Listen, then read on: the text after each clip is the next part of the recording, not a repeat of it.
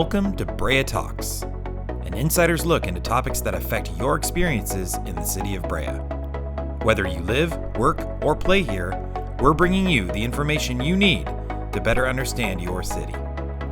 So now, we invite you to listen in as Brea Talks.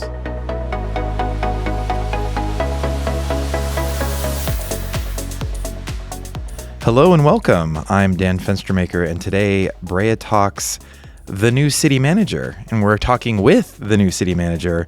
Joining us today, we are very excited to welcome to the podcast Kristin Griffith. Kristin, thank you for being here again. You were here when we talked about budget a couple seasons ago. Yes. Thank you so much for having me. Yes, thank you. And here you are in your new role. So thank you. You're our new city manager, but you're not new to Brea, as I just mentioned. We talked budget last time. But talk about your career path and what brought you to being Brea's city manager. Absolutely. Years ago, I began my career in the private sector, working in banking and investments before transitioning to the public sector. I found a job posting for a local water district in the paper, and quite honestly, it felt like it was written for me. Awesome. And I started there, and I worked my way up to finance director. And after 18 years and raising my two boys, I moved from special districts to municipal government, and I joined the city of Irvine. And I was a director of admin services, which is much like it is here at Brea. I oversaw finance, budget, purchasing, IT, and human resources, working closely with the city manager on multiple projects during that time. And in 2022, I joined the city of Brea, also as a director of administrative services. And last year, I was appointed to deputy city manager and still oversaw the admin services department. And then after the retirement of the former city manager, the city council appointed me as the interim city manager. And I have to say, I'm incredibly grateful for the trust and support of the council and them appointing me as a city manager for our amazing city. Awesome. Okay, let's go back a little further. So you're 5 years old, and somebody asks you, what do you want to be when you grow up? And of course, like every 5-year-old, you say, I want to be a city manager. Do I have that right? No. Oh, okay. All right. Fair enough. Maybe I should. Maybe it's time I reevaluated what a typical 5-year-old might say to that question.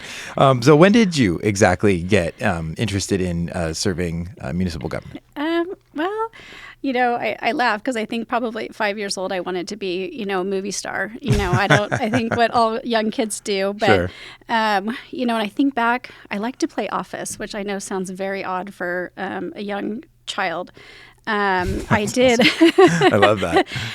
But I did have a real love for math. My dad taught a personal finance class at the college, and he made me and my sister, at about 5 years old, put together a budget for clothing, for entertainment, and for savings. And I think from what I heard later, he uses this as an example in his classroom that if my kids can do it, you as college kids can do your own budget. So who knew that, one day I would be doing budgets for an entire city? I'm sure that was never the plan. But any chance we can sneak one of those presentations into a council meeting just so you can? My dad probably still has our old little budget books. I wouldn't be surprised. He definitely has things like that. But I think like my mom, it never dawned on me that I couldn't do it all. So here I am. That's great. Yeah. That's awesome. That's so cool. Okay, so you mentioned earlier that you were previously administrative services director, not just for Brea, but also for the city of Irvine. So a lot of experience in that role, overseeing information technology, human resources, and finance divisions. What aspect of that role do you think you are going to benefit most from as you begin your the next phase of your career as a city manager? Yeah, I really feel that having that budget management has been invaluable. It's allowed me really to develop a strong understanding of financial planning, resource allocation, fiscal responsibility. This experience really, it's critical for ensuring that the city operates efficiently and that we can make really well-informed, data-driven decisions. I you also had the benefit really of working closely with the former city manager and the executive team on some various projects that helped me build really those strong, leadership and collaboration skills, which I think are really, essential in the role of city manager when you're working with all departments and not just one. And I've also been able to apply my experience in managing large, complex budgets, overseeing very diverse departments, and really being able to collaborate with staff, to make some strategic decisions that really benefit the entire city. So, this transition's allowed me to use my skills not only in the, management of the city resources effectively, but also really to serve the community and lead our amazing team towards, continued success for Brea. Awesome. Okay, time to get personal, Kristin, if that's all right. Absolutely. If I may. Let's talk about, Kristin the person, Kristin the weekend Kristin. What hobbies do you have? What do you do in your spare when you actually get spare time? I know the job is pretty demanding in terms of your time.